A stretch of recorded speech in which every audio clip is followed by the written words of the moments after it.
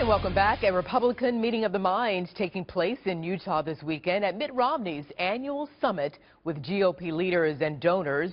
It comes as a war of words erupts between Romney and Donald Trump, even as everybody calls for party unity. So how do they make it all work together? Well, here's a gentleman with a few tips. Dino Scaros is the executive editor for the National Herald and author of the book Grumpy Old Party, 20 Tips on How the Republicans Can Shed Their Anger, Reclaim Their Respectability, and Win Back the White House.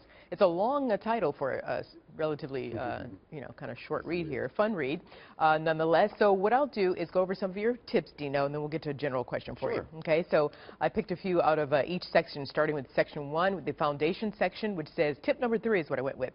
Credibility trumps quality. So what does this mean? Quantity.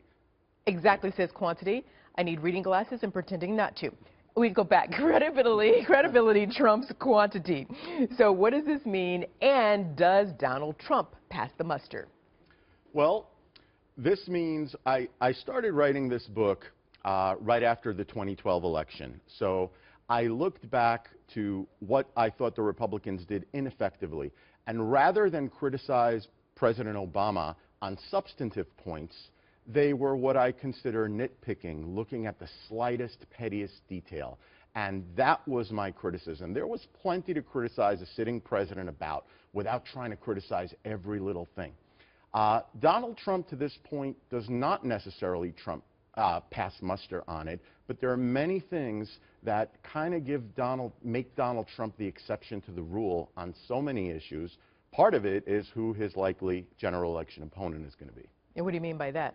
What I mean by that is that there are so many negatives about Hillary Clinton, and there are so many positives to Donald Trump that a lot of the things that Trump may be doing wrong, that I point out in the book. Well, I'm going to move on. I wish I did have it in my mind. There's a recent Fox News poll, if I can call it, that shows in terms of negative opinion of the candidates. I think Mr. Trump is a little bit ahead of Secretary Clinton, but I don't have that in front of me right now, so I'm going to move on, okay? Sure, I think that's what it said. Producers can tell me in my ear in a moment. So let's go to part 2 of your book, Basic Do's and Don'ts. Tip number 7, don't Latinify the message artificially. What does that mean, and does Donald Trump embody this tip?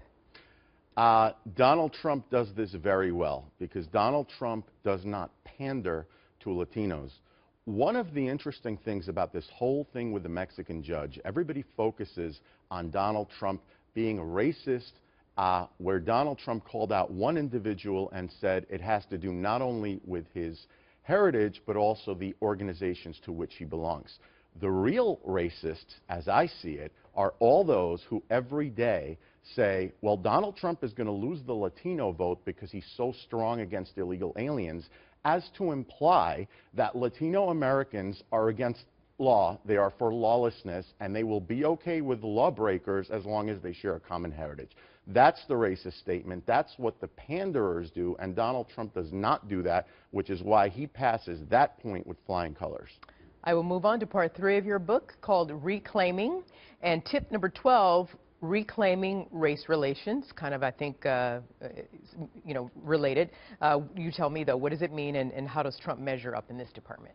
Well, the Republicans were the party that was for the abolition of slavery.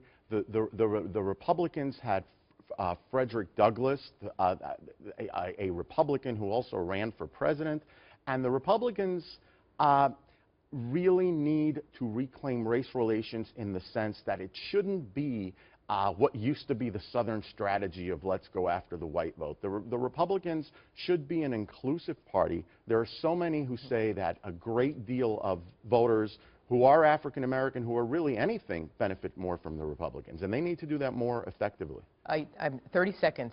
So if Donald Trump is the new brand of Republican, who could stand to learn more from your 20 tips?